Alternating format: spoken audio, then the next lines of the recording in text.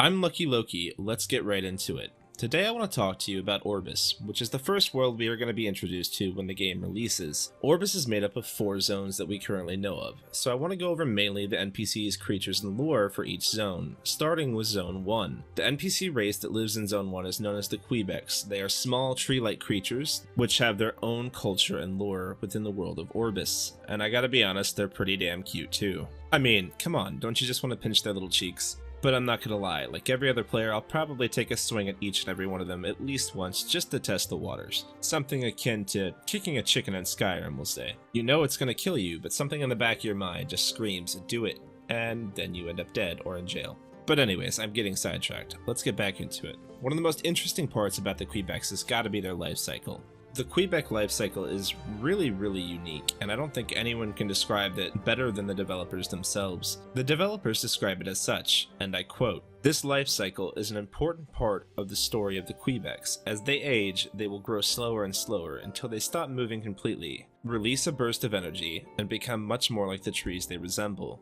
When an elderly Quebec adopts this new form, their seeds fall to the ground and form the basis of the next generation. The young Quebecs will never get to meet their parents, instead they learn about their history from the tree singers. These are elders who tend to the young seedlings as they take their first steps into the world." Well, I don't know about you guys, but that's pretty damn sad, I gotta tell you. Quebecs tend to live in trees from what I've seen so far. Pretty much all of the concept art and screenshots shows this. Along with having their own unique tree houses, they also have their own unique block set and weaponry as well. It's also pretty safe to assume that they're going to be quest givers as well. While I can't say with any certainty that they'll be fighting the Torques, I'm pretty sure they will be. And if that's the case, they're gonna need your help. Okay, now that we've covered the Quebecs, let's move on to the creatures of Zone 1. And pretty much I'm just going to be talking about the creatures that I know of that are for sure in Zone 1, or that I'm speculating might be in Zone 1. Hytale has a rather large variety of animals for each zone, so I'm going to go through these as quickly as possible. Starting us off is the rabbit and fox that can be seen in the very first part of the trailer for Hytale. From there we see chickens and their chicks, and a corgi, the corgi being a personal favorite of mine. The oh so majestic crab. Here we can see the owls flying through the forest. Here we can see both rats and the bats above them in the caves. And just outside those caves we're going to find bears. Here's what seems to be a herd of deer. Then we have snakes, cats, ducks, and frogs. And the last 2 that I managed to find are a little bit more obscure. They are goats and yaks. They were kind of hard to pick out, but I managed to find them. Well, I think that covers the mostly neutral creatures of Zone 1, so let's move on to the enemies. Starting us off is going to be the Torques. And the Torques have a fairly large variety of enemies so far that I believe work in tandem when fighting. Let's start with the Chieftain, Warrior, Sentry, Shaman, and the Hunter, which comes with a wolf pet or multiple wolf pets, which possibly could be used for hunting or tracking. It appears that each Torque will play a unique role within their tribe, and I can assume this pretty safely considering their names specifically state their role. Starting with the Sentry, for instance, we can already assume that they will probably be placed in towers around Torque camps to defend it and look out for enemy players or NPCs. The Warrior also seems pretty standard. He seems like he will be the base infantry for the Torques. After that, we have the Shaman, which seems like he would probably be a healer or magic DPS type character for the Torques. The Hunter, which I am going to make an assumption that he can be sent out to potentially track you. Say you attack the Torque camp, but you don't successfully finish them all off. It seems like the Hunter would be the one sent out to hunt you down. And last but certainly not least, we have the Chieftain, which will play, in my opinion at least, somewhat of the role of a mini-boss for the camps that we encounter in the world of Hytale. Here we have merpeople, but I gotta be honest, I'm not 100% sure that they're in Zone 1, so I'm not gonna go into too much detail other than they do exist in the game, both in the ocean and in the swamps. Next we have the Temple of Gaia, where we can see that there are several Quebecs helping you fight what is my assumption to be the very first boss for Zone 1, the Corrupted Golem. While I cannot say for certain that he is the first boss, he is the only boss that I've seen that matches up with Zone 1 in this way, so I'm going to just throw it out there. After him, I think I scrounged up what would be the first dungeon boss. And let me explain why. We can see the Emerald Grove in the bottom of these pictures several times, which makes me think it is somewhere located in Zone 1. Here we can see the Torques, and below it, Emerald Grove. I'm assuming this is a zone within Zone 1, where the Void Spider boss will be located. Now, I've only seen the concept art for the Void Spider boss, so there's no telling if he's actually in the game. Hopefully by the time the game is out or in beta, he will be though. Fingers crossed. Here we can see a giant spider, and they are going to be an especially deadly enemy for one reason. They can scale vertical surfaces. And I'll be honest, since the days of Minecraft, I always kind of wondered why the spiders couldn't already do this, so I'm really happy to see that they're putting it into this game, just a step in the right direction. And I have saved pigeons for last. It has been known for a long time that pigeons are some of the most evil creatures in Hytale, with almost all pigeons being made of some type of pure, fluffy evil. It's my opinion that they're just waiting for the right time to strike. I think that pretty much covers all the creatures for Zone 1. If I have forgotten any, be sure to let me know down in the comments below. So let's move on to Zone 2.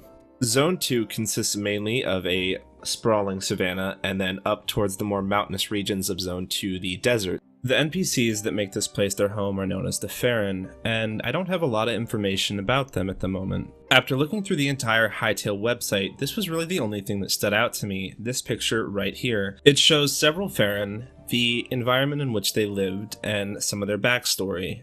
Very minimal backstory. But from that minimal backstory, I can make a few different assumptions. The first and most obvious is that they were once enslaved, or still might be enslaved, by the SCARAK, but we'll come back to them. The other things we can see are the places where the Farron might live, such as hide tents and bone cabins. And to the right of that, we can see a young Farron. Right below the young Farron, it can be seen freedom bracers. Freedom bracers are traditionally worn by all Farron to remind them of their past slavery. Each piece is engraved with the wind symbol, which also means freedom. And then to the right of that, we can see a Farron wearing skull armor. Personally, I think he looks a little bit like Cubone, but that's just me. So now let's move on to the SCARAK. There are several varieties that can be seen both in the trailer and in the artwork for the game. SCARAK live in giant mounds in the desert, almost like ants or some type of colony insect. What you can see here is a player hiding from a variety of SCARAK as they protect their mound in the background, and the queen within. So now I'm going to talk a little bit about my own personal assumptions about what each role the different SCARAKs might play within their hive. Seeing as how larvae and egg sacs obviously are going to have only one role to play, and that's pretty much just to grow, I'm not really going to cover them. So let's start off with the worker then. As the worker's name suggests, there's probably not too much to him, to be honest. My assumption is going to be that he's probably there to, say, mine and expand the base or maintain it, and if need be, defend it from encroaching NPCs or players. From there, let's move on to the warrior. Also fairly standard, a warrior is going to be there to attack for the queen or defend the queen with their lives. My other assumption is that they will probably fight you in a horde-like fashion by swarming you, which makes me believe they're probably not going to be the toughest enemies to kill, but they will gang up on you in large numbers, which makes them a pretty formidable foe. Moving on from the warrior, we have the locust. And I gotta say, they look as mean as they are ugly. Like some kind of horrible mix between a mutated wasp and a giant spider. Ugh. It's freaky. But once again, as we can see in part of the trailer, these are clearly flying locusts, and they are going to be a pain in the ass to deal with if that's any indication of how they fight, swarming you from both the ground with the warriors and above with the locust. And I know we haven't seen any footage of combat with the SCARAK, but I gotta tell you, the locusts seem like they almost are going to fire something from that ugly butt of theirs. I guess we're just gonna have to wait and see. Next up is the tank, and there's actually a little bit of extra information about how the tanks are going to fight. In the image that we can see in the background, it shows 3 tanks making a wall to protect the corridors of the hive. In the image just to the left of that one, we can see a SCARAK that is ornamented with what appears to be metals or armor of some type, and below it it reads, "Old shield SCARAK that was used by Empress to fight opponents and move heavy construction walls," or at least that's what I believe it says. Personally, I'm super excited to see this being implemented into the game. It makes me excited to see that enemies can work together in unique ways to make combat more difficult. For instance, maybe it would be better to draw 1 or 2 of the tanks out and fight them head-on by themselves, instead of trying to fight them when they can create a shield wall. It just means that the creators of Hytale are thinking about different ways to implement unique combat situations for each of the enemies you'll encounter throughout the world. And I gotta say, props to them for it. But getting back to the tank, he seems like he's going to be a very high health, low damage character, mainly there to defend, not attack. And last but certainly not least, we have the Broodmother, or Queen, as I like to call her. Based on what we've seen so far, the queen is going to be at the very center of the hive, protected by all of the other SCARAKs. While I'm almost certain she is going to be a boss or mini-boss herself, her other purpose is most certainly going to be to replenish the SCARAK forces as they are killed off by the players or NPCs of the world, giving birth to new ones as the old ones die, keeping her hive replenished. The next image I want to talk about is called Ziggurat, or at least I hope I'm pronouncing that right. It appears to be some type of SCARAK pyramid or fortress, and I want to talk about each picture that we see in here and what it appears to show. Starting from the top left, we can see some drawings of what Ziggurat is meant to look like in the world, and below that we can see an actual in-game representation. To the right of that, we can see a SCARAK rune. Not much to say about those because I really don't know much about them. But to the right of that, we can see, once again, Ziggurat, but more of the in-depth diagram of what it would look like and how the underground would look as well. As you can see, directly below Ziggurat appears to be a crystal room. I have no idea the purpose of the crystal, but I'm sure we'll find out later on. And the top right shows once again another picture of Ziggurat, and below it, it reads as such. You can see the light of the crystal glowing from the inside. The horns are reminiscent of antennas, and the rift on the front side looks like insect legs. There are 4 watchtowers around the main building, now ruined. There is an underground tunnel leading to the SCARAK cave networks. You can kind of see the cave networks that it's speaking about in the middle picture right there at the bottom.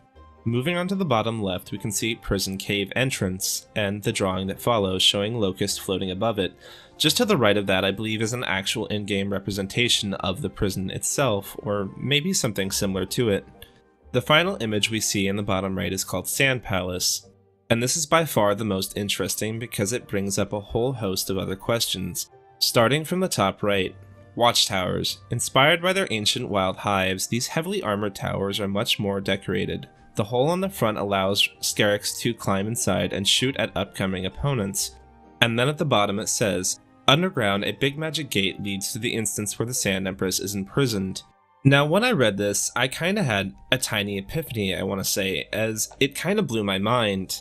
Now let me explain why, and first I want to say this is definitely just a theory, but I feel like it's a pretty accurate one. I believe that the SCARAKs are split in two. I believe there are the more evolved and advanced SCARAKs that live in places like this, like Ziggurat, and I believe there are the older, less evolved SCARAKs that live in the hives, because we see examples of both. In this drawing we can see several different examples of their more advanced architecture, while in the trailer we can see an example of an old hive and what it might have looked like a long time ago, meaning that there are both the wild and ancient SCARAK and the new and evolved SCARAK. Now, I have a lot more to say on this, but I'm going to put it into a different video, so I want to hear your guys' opinion on what you think. Do you think the theory is accurate, or do you have your own theories? Let me know in the comments below. Alright, let's move on to creatures for Zone 2. Now, sadly, there's only a few that we know of so far, and I hope that we'll see more in the coming weeks. And since I already covered the SCARAKs, I'm going to leave them out of this part. Starting us off is going to be the Meerkat. We can assume they live in Savannah based on the picture we can see here. In fact, based on all the pictures, the 3 animals that I have to show you all live in the savannah. Next up is the Gazelle. And lastly, we have the saber-toothed tiger, which can be seen hunting the player and the Gazelle. Now, from what I managed to find, the saber-toothed tigers will hunt in packs. They like to surround their prey before taking it down. That includes the player, so definitely something to watch out for. And I hate to say it, but this is getting kinda long and I'm only halfway through, so it looks like I'm gonna have to break this up into 2 different parts. I'm going to leave links to all of Hytale's social media below. And I just want to say that if you've made it this far, I greatly appreciate you listening. And if you enjoyed the video, please like, share, and subscribe. It means a lot to me. And I'll see you in part 2.